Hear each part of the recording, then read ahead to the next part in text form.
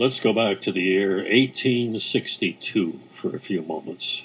1862, more specifically, Monday morning, September 22nd, 1862. Abraham Lincoln had been in office now for a couple of years, and the Civil War had been raging on for about the same amount of time and becoming bloodier with every passing day.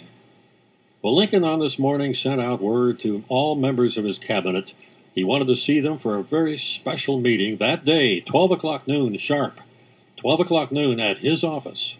Well, shortly before 12 o'clock, all the members of his cabinet filed into his office and sat at their respective places. And Lincoln was already there. He was sitting behind his desk reading a book. And the cabinet members were getting a little restless because, they knew they were all there. Why didn't he start this very important meeting he was talking about? But Lincoln kept right on reading, and pretty soon that minute hand of the clock on the wall went right past the noon hour, and Lincoln kept right on reading. Now the cabinet members were really getting upset and nervous. But finally Lincoln looked up and said, "Oh, this book. This is the funniest book I've read in a long, long time. It's by Artesian Ward, and what a great humorist he is. Oh, listen, let me read a little bit of it to you." And Lincoln started reading to his cabinet members out of that book. Well, now the cabinet members are really getting upset. They're thinking, is this why the president brought us into his office for this important meeting, to read to us out of a book? But he kept right on reading. War Secretary Ed Stanton was particularly upset. He wrote about it a little bit later on. He said, when President Lincoln started reading to us out of that book, oh man, I got so upset, I almost stood up and just walked out of the room. Lincoln kept right on reading until he got to the end of the chapter. And then he let out a great big hearty laugh. Cabinet members were all quiet. Complete silence. Not even a courtesy chuckle, nothing. And Lincoln looked up at them and said, oh, why aren't you laughing? This is a very funny book. Silence again.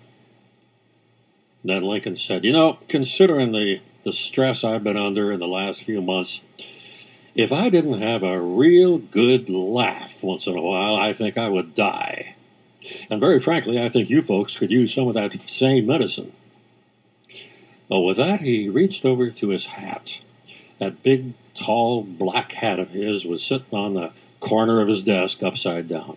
He reached inside the hat and brought out a piece of paper that had some of his writing on it. And he said, here's something I want to read to you. It's the preliminary copy for the Emancipation Proclamation, the document that we've been talking about in recent months. I just finished it yesterday after getting home from church. And I want to read it to you now, and I want it to go into law. I want to sign the final document 100 days from today. That'll be January 1st, 1863. And here's what I've written. And he read to them his copy for the preliminary copy of the Emancipation Proclamation. And most of the cabinet members were delighted with it. It's just the kind of a document they've been talking about, and it was worded just right. And they were really happy with it. As a matter of fact, War Secretary Ed Stanton was particularly delighted. He stood up and said, Mr. President, if reading that book was a prelude to such an action as this, well, that book ought to go down in the nation's archives. And the author should be canonized. 100 days later, January 1st, 1863. President Lincoln sent for all of his cabinet members once again to come to his office, along with other people. This time it was to witness his signature on the final draft of the Emancipation Proclamation. Everybody crowded around him here, seated at his desk in his office. They wanted to get the best possible vantage point of the signing of the document, because they knew that this was a very, very important historical document. Finally, when they were all settled, Lincoln took the pen in his hand, lifted it up, held it over the document, but then he put it down. He put the pen down without signing anything. And then after a while, he picked up the pen again, held it above the document, but he did the same thing. He put it down on the desk again without signing, and everybody was wondering, what's the matter? Why is the president so hesitant about signing this document? Well, then Lincoln looked up at the people and said, "Oh, folks, maybe I should explain my actions here. You see, this being New Year's Day, there's been a lot of visitors here at our White House, and I tell you, I've been shaking hands so much today. My poor old right hand here is almost paralyzed, or at least it's a little shaky at times.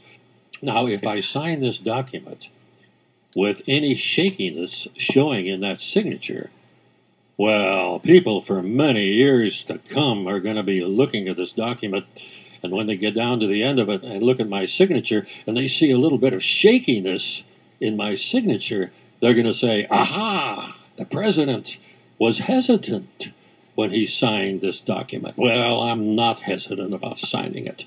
I'm for it with all my heart and soul, and I want my signature to show that firm resolution. But with that, he picked up the pen again, held it above the document, this time in a good, firm, steady hand, brought it down, and signed his signature, his full signature, Abraham Lincoln. Not A. Lincoln, as he signed most documents, but his full signature, Abraham Lincoln. Lincoln wrote about that experience a little bit later on.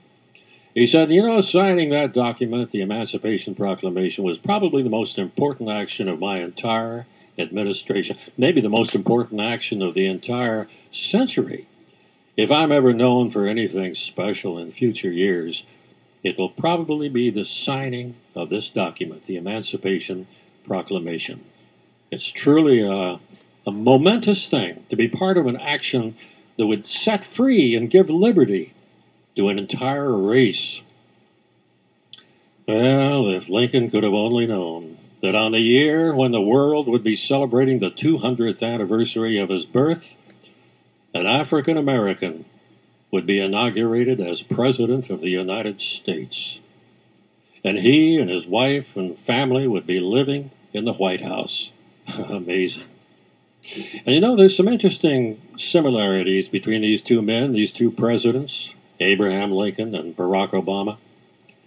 Both men are, aside from political beliefs, that is, both men are slender and came from Illinois. Both had very humble beginnings.